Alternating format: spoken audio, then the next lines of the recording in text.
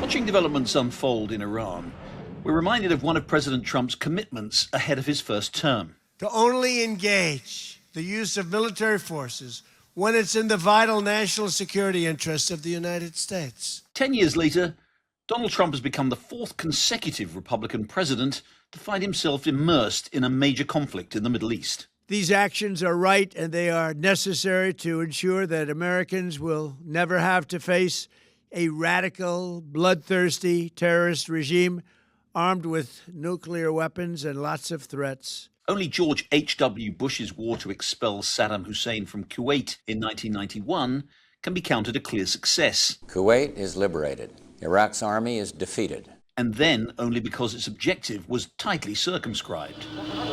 Ronald Reagan's effort to stabilize Lebanon in the early 1980s ended with the bombing of the Beirut Marine barracks.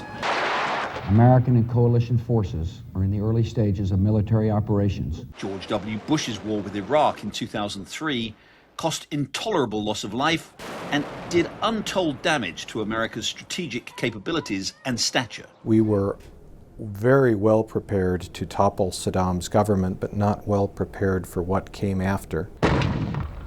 Less ambitious efforts by Democratic presidents have fared no better. Bill Clinton's standoff bombing campaign failed to arrest the rise of al-Qaeda and led more or less directly to the September 11th attacks. Barack Obama led from behind. If, in fact, there's a way to accomplish that diplomatically, that is overwhelmingly my preference. He unleashed chaos in Libya and permitted Syria to cross his chemical weapons red line. Joe Biden's catastrophic exit from Afghanistan, part of the greater Middle East for these purposes, was a humiliation for America. But what are the prospects for Operation Epic Fury? First of all, is it justified? And perhaps more importantly, is it wise? A few days into the conflict, there's no definitive answer, but a cautiously optimistic case can be made that this Middle Eastern entanglement will end better than most of the others. This is not a war for the sake of war. This is a strategic war in order for once and for all to stop this enormous, horrendous bloodshed of terror. From its outset in 1979, the Islamic Republic has placed murdering Americans high on its list of priorities. From the more than 200 Marines killed by Hezbollah in the 1983 Beirut bombing, and the 600 or so American service members killed by Iran-backed militias in Iraq, to the many US citizens terrorized, captured and killed by Hamas and other Iranian-sponsored entities in Gaza and around the world, Tehran has repeatedly bathed in American blood.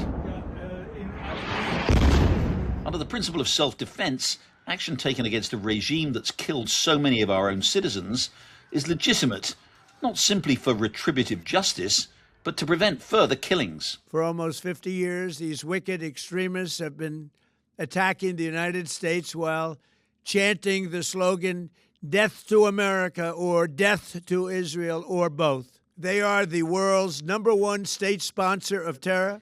It would have been preferable if Mr. Trump had spent more time in the past few weeks Epic fury. explaining his reasoning to the American people and, ideally, securing a political mandate from Congress for military action. The Constitution says no declaration of war without Congress. But the failure to do so doesn't make the cause an illegitimate one.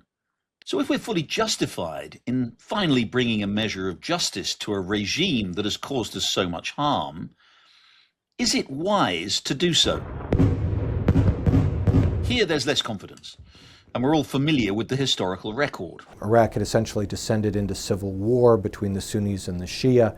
Achieving regime change remotely through air power alone is a very long-shot probability.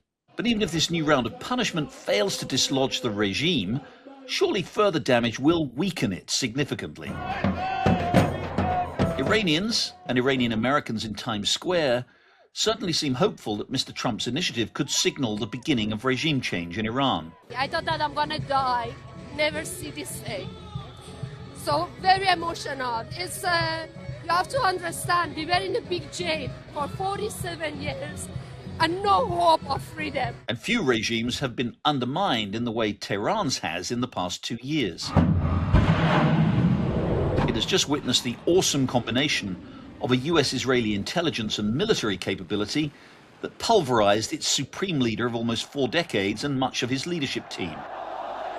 It's seen the countries it vowed to destroy rain down fire and destruction on its military facilities for a year. Its top military commanders taken out with breathtaking precision.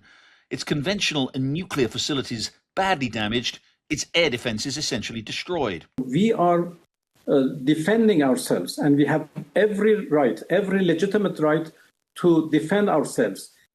What the United States is doing is an act of aggression. Iran sponsors, Russia and China, seem to regard their relationship as a one-way affair.